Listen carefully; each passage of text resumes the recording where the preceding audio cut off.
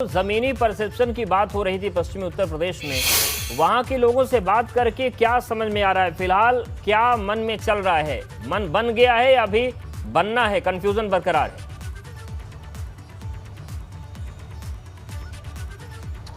जी देखिए उद्देश्य, अगर बात करें तो पश्चिमी उत्तर प्रदेश में कई सारे ऐसे गांव हैं जो एक तरफ बीजेपी को समर्थन कर रहे हैं, तो कई सारे ऐसे गांव भी हैं जो बीजेपी को विरोध कर रहे हैं। जाहिर तौर से बात है कि 3 नए कृषि कानून हैं, उसका विरोध चल रहा है और तमाम सारे जो पश्चिमी उत्तर प्रदेश के किसान हैं वो इस आंदोलन से जुड़े हुए हैं। यही कारण है कि वो लगातार बीजेपी को उस पर विरोध कर रहे हैं। लेकिन कई सारे ऐसे भी लोग हैं जो बीजेपी को समर्थन भी कर रहे हैं। अगर बात करें तो जिस तरीके से 2014 का लोकसभा चुनाव हो, 2017 का विधानसभा चुनाव हो या 2019 का दोबारा लोकसभा चुनाव हो, यहाँ पे बीजेपी को तमाम सारी जातियों ने एक तरफा वोट दिया था। अगर इसमें बात करें तो खासतौर से जो जाट समुदाय काफी ज्यादा संख्या में पश्चिमी उत्तर प्रदेश में रहता है, उसने एक तरफा वोट बीजेपी को दिया था और बीजेपी तीनों ही चुनाव में भारी बहुमत के साथ विजयी हुई थी। लेकिन इस बार ऐसा नहीं, क्योंकि इस बार बीजेपी के साथ कई सारे जाट समुदाय के लोग नाराज हैं 3 नए कृषि कानून की वजह से। और ऐसे में अखिलेश यादव की ये उम्मीद बंधी है कि इस बार वो फिर से एक बार करिश्मा करने में कामयाब हो गए, जैसे उन्होंने 2012 में करिश्मा किया था। क्योंकि पश्चिमी उत्तर प्रदेश में मुस्लिम फैक्टर भी काफी महत्वपूर्ण है। यहाँ पे कई सारी ऐसी सीट है जहां मुस्लिम वोट 30 से 40% है,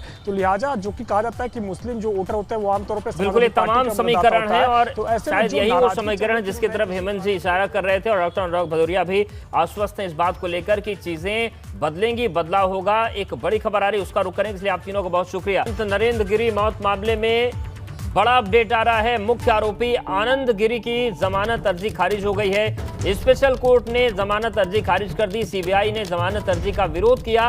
जब जमानत के लिए हाईकोर्ट अब आनंद गिरी जा सकते हैं। आनंद पर नरेंद्र गिरी को आत्महत्या के लिए उकसाने का आरोप है। 22 सितंबर से नैनी जेल में आनंद गिरी बंद हैं। प्रयागराज से मोहम्मद मोइन हमारे साथ जुड़े हुए हैं। मोइन, जिस तरीके से पूरी जांच चल रही है, जो आज सीबीआई की तरफ से दलीलें रखी गई या आनंद गिरी की तरफ से दलीलें रखी गई, वो क्या थी और कोर्ट ने क्या कह के ये मना किया?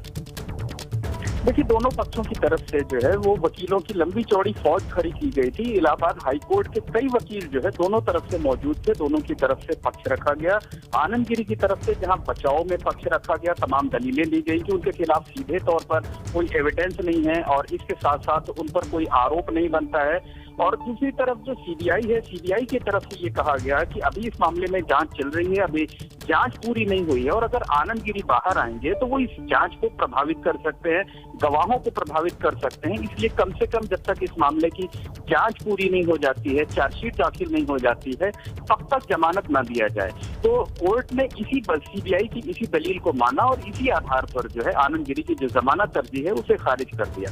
सेशन कोर्ट से ये जमानत अर्जी खारिज हुई है, तो अब आनंद गिरी के पास इलाहाबाद हाईकोर्ट जाने के अलावा कोई दूसरा रास्ता नहीं बचा हुआ है। हालांकि जो उनके वकील हैं वो अभी इस कोशिश में लगे हुए हैं कि क्या चार्जशीट दाखिल होने से पहले जमानत की अर्जी दाखिल की जाए या फिर चार्जशीट दाखिल होने का इंतजार किया जाए। अमूमन 90 दिन के अंदर जो है वो जांच एजेंसी को चार्जशीट दाखिल करनी होती है और तकरीबन इस मामले में 50-51 दिन हो चुके हैं, यानी जल्द ही जो है सीबीआई इस मामले में चार्जशीट दाखिल कर सकती है। तो अब आनंद गिरी के पास एक रास्ता बचा हुआ है इलाहाबाद हाईकोर्ट जाने का।